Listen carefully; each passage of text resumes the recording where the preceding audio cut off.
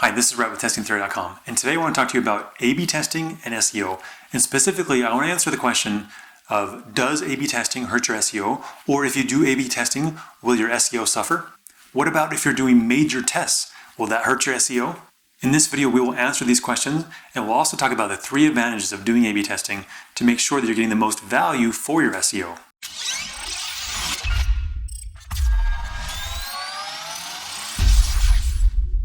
So here's the agenda. We're going to talk about what Google says.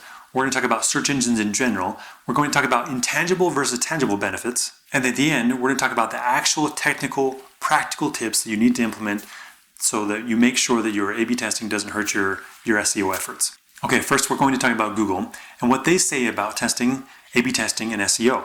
The first thing they say is that we're glad you're testing because they love A/B testing. If you didn't already know, Google has its own A/B testing, multivariate testing tool, Google Optimize. They embrace and encourage and want you to be A/B testing. And they also say that A/B testing and multivariate testing is a great way to appeal to users and make your sites better.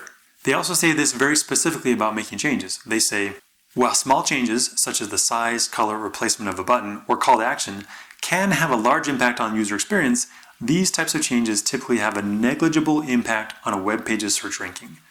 They're basically saying that you can make small changes and there's no impact on search rankings. Well, that begs the question, well, what if I make big changes? We'll get to that. They also say this: Google encourages constructive testing and does not view the ethical use of testing tools, such as Optimize, to constitute cloaking. Again, they're saying cloaking is when you show something different to a human that you show to a bot. And so they're saying that if you are ethically testing and testing different variations and different versions, we don't constitute that as something negative, like cloaking, but we constitute it as something positive because you're improving the user experience. In addition, one more quote from Google, they say this: if we crawl your site often enough to detect and index your experiment, we'll probably index the eventual updates you make to your site fairly quickly after you've concluded the experiment. They're basically saying we're going to crawl your site and we're going to realize that the updates you make to your site because we're crawling it, we'll see those. So I hope you can see that Google is behind A/B testing. They have their own testing tool. They realize that good A/B testing leads to better user experiences. And that leads me to my second point. The purpose of search engines is to give visitors relevant experiences. If the search engines were to deliver up bad websites that weren't relevant to people's searches, then the search engine wouldn't be a business. The whole point of the search engine is so that visitors can find websites to meet their needs based on what they're searching for. So if you show up in the search engines, but when visitors go to your site, they immediately bounce and they start searching again, that tells the search engine that your site isn't relevant to what they're searching for. Now, that's the essence of landing page testing. If a visitor hits your sites and they bounce because you have a bad landing page because you haven't tested it, then that tells the search engines that your site isn't relevant and they shouldn't show you in the search results. So the search engine is incentivized to give the most relevant websites so that people find what they're looking for and have a good experience. And if the search engine doesn't do that, the search engine isn't doing what it's designed to do and it will go out of business.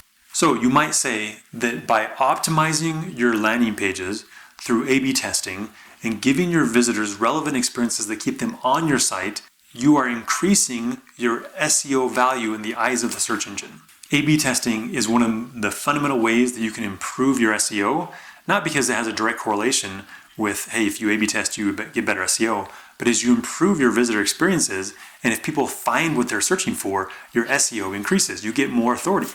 The next thing you need to understand about A/B testing and search engine optimization is this concept of tangible benefit versus intangible benefit.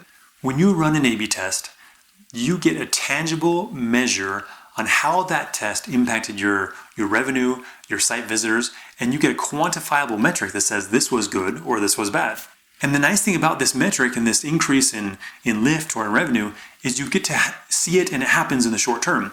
You don't have to wait 6 months to see if the test you did was valuable or not. You can run a test and in a few weeks you can get an answer that says this test is valuable, it increases my revenue. It's a very tangible short-term way to get quantifiable data about the increase in your metrics and your revenue. In contrast, your search engine optimization ranking is very intangible. It's also very long-term. You don't make a change and then the next day you say, wow, our SEO went up and we're ranking number 1. That's not the way it works. You might wait months and months and months before you see any change in your SEO. And on top of that, the SEO algorithms, the search ranking algorithms that Google uses or other search engines use, we don't know what those are. They're changing all the time. They're trying to keep people from gaming the system. And so this intangible, unknown, long-term benefit is very hard to quantify. So if you contrast that, you're like, well, which would I rather have? A short-term, tangible benefit that I realize now that also helps my SEO, or some intangible, long-term, unknown benefit that may or may not help? You can see why keeping your company focused on A/B testing and improving your visitor experience is the sure way to improve your site, your business, and if you have a good visitor experience, your SEO will likely increase over time as well. Sometimes I feel like when I'm in meetings with SEO people or when I hear clients say to me, well, how's this going to affect my SEO? The reality is, to me, it feels like that part in Shrek where they're trying to find out where Shrek is and they ask Pinocchio, like, yeah, you can't lie, you tell us where he is. But he doesn't want to give them a straight answer. And so he says, well, I most definitely am unlikely, and he goes on this tirade of all these things that he's not sure about. I couldn't exactly not say that is or isn't almost partially incorrect. That's kind of like SEO and A/B testing. Well, will A/B testing impact your SEO? The reality is you don't know. You most definitely are unsure of what's going to happen if you do A/B testing and SEO. So remember that it's better to have a bird in the hand than two in the bush. By getting value now with your A/B testing, it's much better for your visitors, for your site, and for your business than worry about the potential, possible, maybe there's some impact of SEO if you're doing A/B testing. Even with the big changes, even with a major landing page change or a major navigation change or a major site-wide change, the answer is absolutely. Those tests are the best. The landing page test, the homepage test, the major changes, those changes that will wow your visitors and increase your revenue and give the visitors a better experience, those are exactly the type of changes that will most definitely help your business now and in the long term will help your business as well. And is there going to be an impact on SEO? The answer is no one really knows because Google doesn't tell us. It does tell us though if you are indexing your site, if it's indexing regularly, and if your site is updating based on the winning experiences, those are great things. And so that brings me to my final point. I want to review the practical tips, the technical things you can do now to make sure that you are getting the best practices with your SEO and your A/B testing. I'll reference the help section in the description, but these are right from Google. So they say there are 4 things you should do. The first thing is you shouldn't do cloaking. And again, as I mentioned, cloaking is when you show humans a different experience than you show the bots, because the bots are looking at your site and analyzing it, and they want to make sure that you're giving the same experience to them that the humans see. Cloaking's bad, it's dishonest.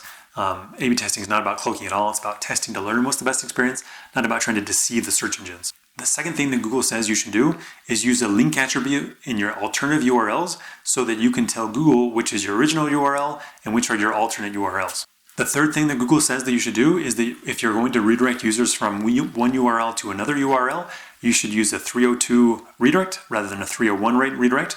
You want to use the temporary 302 rather than the permanent 301. And the fourth and final recommendation that Google says on their help section is that you should only run experiences for as long as necessary. If you're testing, you don't want to indefinitely run the test. You don't want to run a test for months and months when you can have the answer in 2 to 3 weeks. So they don't want you to act like you're testing by putting things up for the long term, when in reality you're not. You are actually just serving content. So the point they have here is run your test, get your learning, implement it, allow the search engines to crawl what has been implemented so they know your most up-to-date changes. So those are your 4 practical tips that come right from Google, the things that you should do technically to make sure that you're getting the most value out of your A/B testing and not hurting your SEO. Now, in summary, I just want to reiterate the most important points. Remember that Google encourages testing. It has a testing tool. Also remember that search engines make money by giving visitors the best websites, and the best websites are those that are optimized. And so as you continue to do your A/B testing, you'll have a better website, and which should translate into Google wanting to recommend your website sooner when searches come up. Keep in mind the tangible benefits of doing A/B testing, where you make short-term gains now, and remember that the intangible benefits of SEO are very ethereal. Remember Pinocchio, there's really no answer to this. There's just things that might or maybe could possibly happen. But the reality of SEO and the impact of SEO is no one knows. It's a black box. You don't know the rankings. You don't know the algorithm. And it's very long term. 6 months is a long time to wait to see an impact when you can have an immediate impact now by running the A/B test now. Thanks for joining me. I hope you enjoyed this video. If it was helpful in any way to you, please hit the thumbs up so I know you liked it. You can also visit me at testingtheory.com. And remember, Testing Theory is where professional testers come to get more conversions and do better testing.